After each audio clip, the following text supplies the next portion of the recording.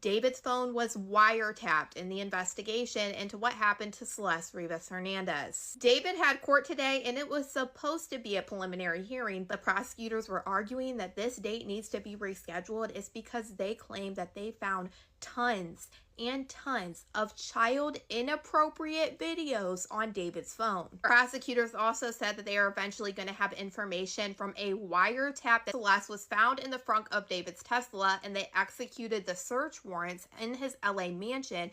They took phones, they took tablets, they took any electronic and took that data off of it. And they also got a separate search warrant for David's devices on the day that he was arrested. But prosecutors did say by next week they should have a good amount of evidence turned over to David's team, and then they are going to have a conference on April 29th, right before the preliminary hearing. They also confirmed that there was 3 separate grand juries, which would point to investigative grand juries that were held on November, December, and February. A man doesn't lose when someone takes away his queen. He loses when he forgets he's still the king. They can take your job, the relationship, the money, everything you built, but none of that was ever the source of your power. It was only a reflection of it. The board may be flipped, the pieces scattered, but you are not a piece. You were never meant to be moved. You were meant to move everything else. And the moment you forget that, you give away your power without a fight. Because the world doesn't strip you of your position. It waits for you to abandon it. That's how men fall, not through loss, but through doubt, not through defeat, but through surrender. A king doesn't need a perfect board to play. He adapts, he rebuilds, he takes control of what remains and turns it into something greater. Because power was never in what you had, it was always in who you are. So remember this, as long as you can think, decide, and act, the game is never over.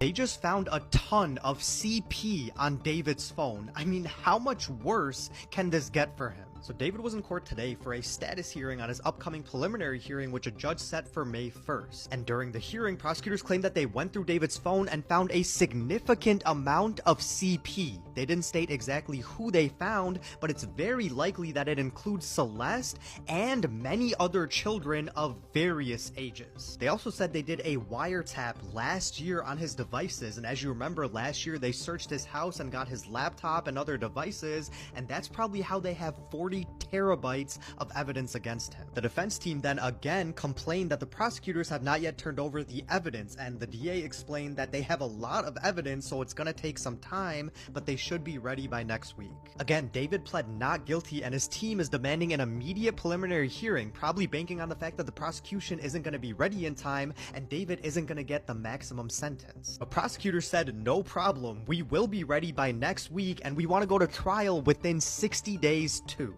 Again, the preliminary hearing is scheduled for May 1st, so I'll keep you guys updated on anything that comes out, but rest in peace to Celeste, and let me know what you guys think about this. David removed Celeste's fingers, specifically the one that had the name David tattooed on it. We just got the full autopsy report detailing exactly what happened to Celeste, and this is crazy. So the medical examiner said that Celeste was killed by multiple penetrating injuries with unspecified objects, specifically 2 penetrating wounds of the torso with smooth edges that may represent sharp force injuries. The wound on the upper abdomen penetrates the liver, and the wound on the left chest penetrates one of the left intercostal spaces with disruption of the adjacent ribs cortical surfaces. They also said her left ring and pinky fingers were removed, including one of her fingers with the tattoo that had the name David on it. But they said her right pointer finger with the tattoo that matches a tattoo David still has was still intact. They also said her head was partially skeletonized with an absent left eye. And another interesting thing is that the initial autopsy report said that there was a presumptive positive for meth and MDMA, but there was another screening that said meth was inconclusive and MDMA was not detected. They also said that Celeste may have had alcohol in her system, but it didn't contribute to her death. Rest in peace to Celeste. Let me know what you guys think about this, and as any new details come out, I'll keep you guys updated. Hi, Crime Junkies. I wanted to bring you some breaking news. There have been some developments in the murder of Celeste Rivas Hernandez. You guys know that singer David has been charged with her murder, and there were just some new documents released. And to bring us the update, Crime Junkie just hired a breaking news reporter, an Emmy-winning true crime reporter, Brianna Whitney.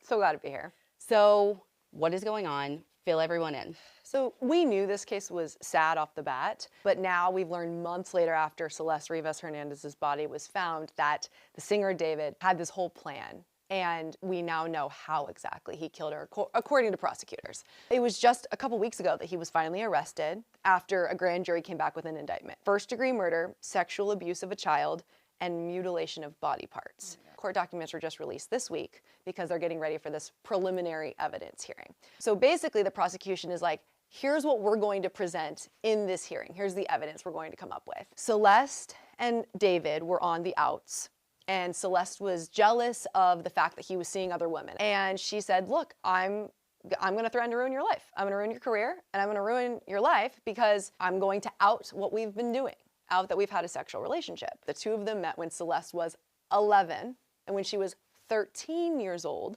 they started having a sexual relationship. They believe that in April of 2025, he lured her over to his home, and he even texted her, hey, when are you getting here?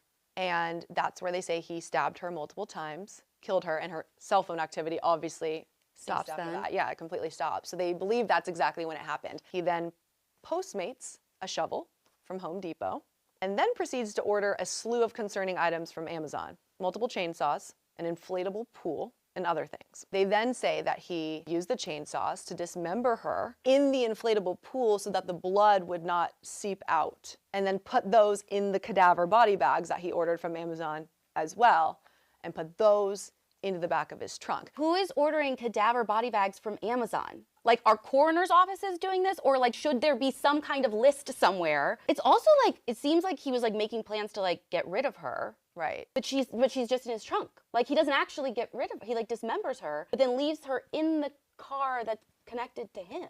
Has he made any kind of like statement or like his defense or anything about like, do we have any indication what he's gonna even try and claim? I mean, he's pleading not guilty, but that can always change. So now they'll have this evidentiary hearing. The prosecution's going to present this in court, and then we'll go from there and see where the case goes. And you're following it, I assume? Yes, followed it for months, still going to follow it. Obviously, we'll keep the Crime Junkies up to date on this one. Yep, you guys, we've got Brianna now, so expect some updates coming soon. David was due back in court today, and we got disturbing new details. Investigators say that David ordered a Uber for Celeste to take from her family home to his Hollywood Hills home on the night of April 23rd. They say that he stabbed her to death and stood by while she bled out. The next day, he ordered a shovel from Home Depot from Postmates that was delivered to his home. On May 1st, he ordered 2 chainsaws from Amazon that were delivered to his home. On May 5th, he ordered a body bag, heavy-duty laundry bags, and a blue inflatable pool. And he allegedly made the purchases under a fake name of Victoria Mendez.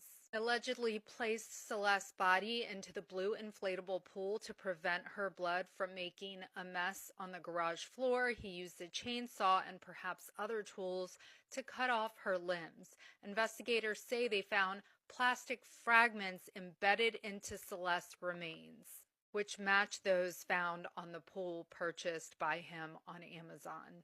Allegedly, he amputated Celeste's left ring and pinky fingers because her ring finger contained a tattoo of his name. Those fingers were never recovered, according to the documents. When they served the search warrant at his home, they allegedly discovered evidence consistent with the dismemberment of Celeste's body in the inflatable pool, which contained linear cuts. Several biological samples, which tested positive for blood, were collected within the garage area, and the DNA matched Celeste. The night before she was murdered, they got into an argument via text message back and forth. She became extremely upset about other women that he allegedly was dating, and she threatened to disclose damning information about her relationship with him to end his career and destroy his life. They also said that they allegedly met when she was only 11 years old. Apparently, when her family had found out that she was talking to David, they took her phone away, and he went and paid a student from her class $1,000 to give her another phone.